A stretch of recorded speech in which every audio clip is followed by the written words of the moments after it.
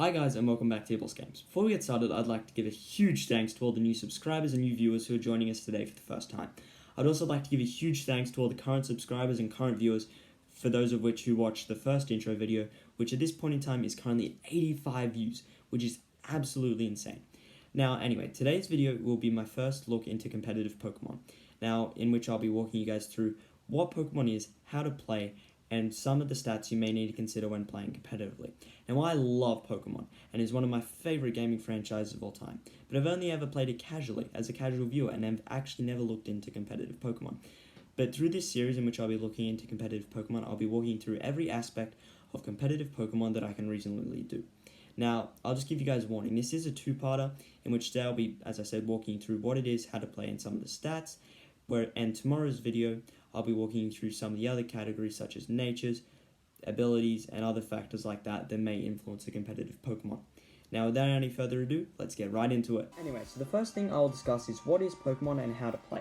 To start off, Pokemon is a turn-based RPG in which you can travel around one of the 8 regions depending on the game, training and catching Pokemon to build a team to defeat Pokemon gyms, and eventually the evil team and Elite Four throughout the story.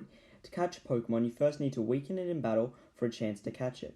Now, different Pokemon have different catch rates, meaning that you aren't guaranteed to catch the Pokemon immediately, as they may break free, which all depends on how weak they are and the type of ball you used. Once you've caught some Pokemon, the main goal is to build up a team to take on a series of trainers called the Gym Leaders, and then you can take on the Elite Four.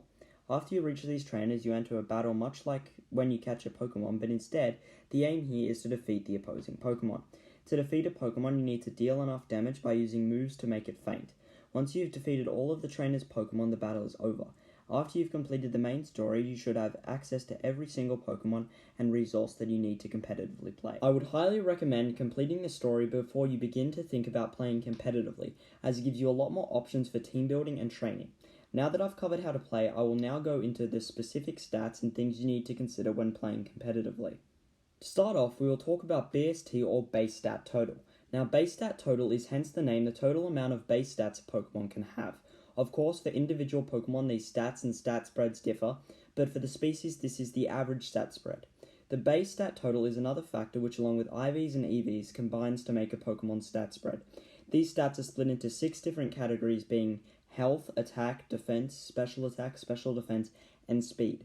These categories and their values can influence the move damage and move speed a move has. For example, if a Pokemon has a high attack and speed stat, when they do a move, the move will deal more damage and will most likely go first depending on the opposing Pokemon's speed stat.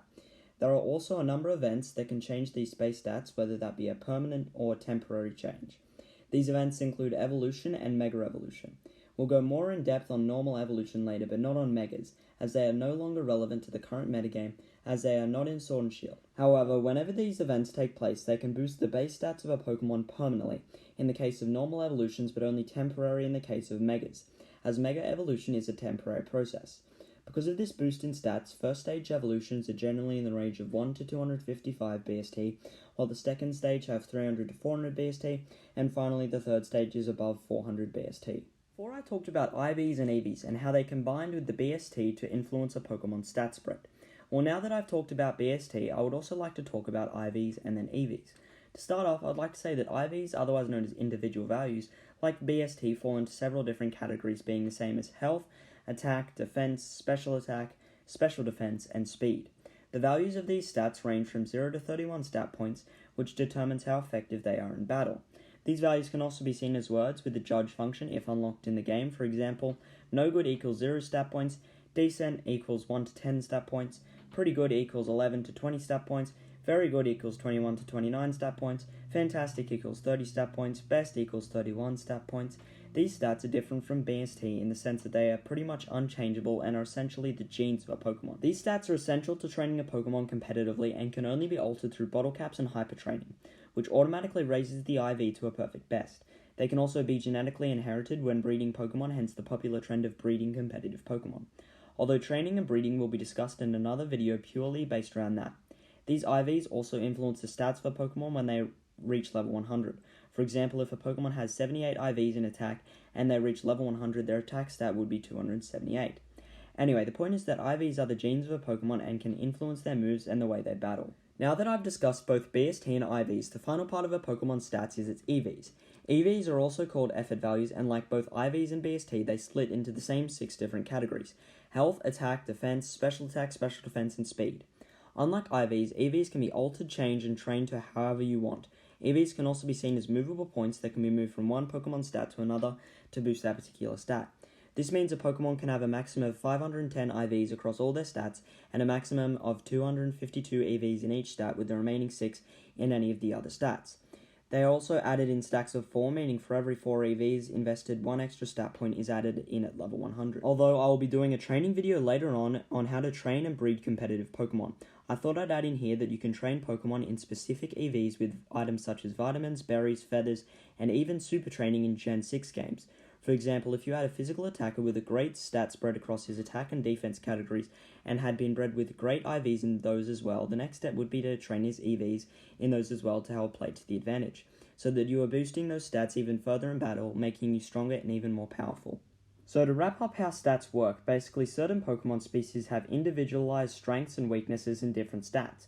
For example, Slowpoke has an especially high health, attack, and defense-based stat, while its special attack and defense stats along with its speed-based stats aren't particularly great.